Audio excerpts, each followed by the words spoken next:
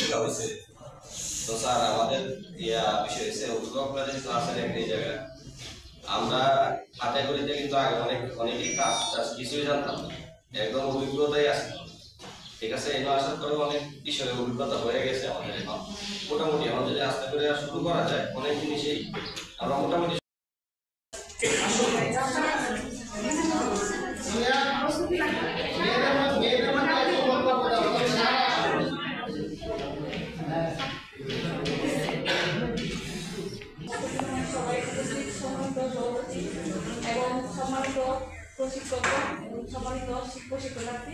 আমি 3 বছর আগে একটা ছাগল কিনছিলাম 3800 টাকা দিয়ে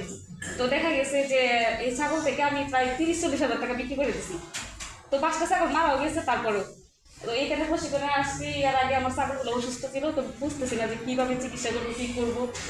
তো আমার একটা ছাগল এখানে আসার পরেও আমার একটা কাশি বাচ্চা মারা গেছে তো ম্যাডামে যখন ক্লাসটা নিল তো ভাবলাম যে ম্যাডাম আর 15 দিন আগে যদি ম্যাডাম এই ক্লাসটা দিত তাহলে আমার ছাগলটা হয়তো মারা যেত না হয়তো আমি চিকিৎসাটা করতে পারতাম কিন্তু এখানে আসার পরে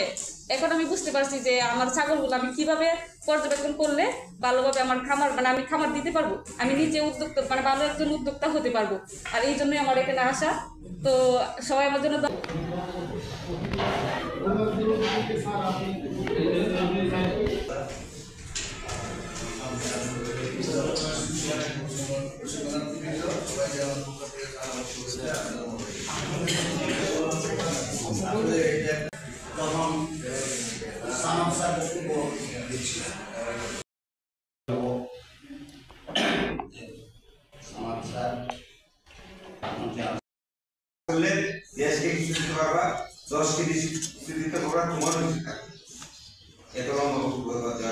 তোমরা সকলেই স্বাবলম্বী হও সহযোগিতার জন্য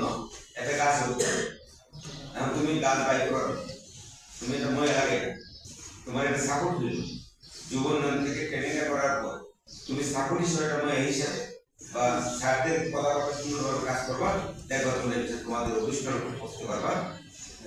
ইনশাআল্লাহ তোমাদের শুধু প্রসারের লক্ষ্যে পৌঁছাও সুন্দরভাবে চলো আর একটা জিনিস মনে রাখবা সবসময় কাজ করবা সফলতা আসবে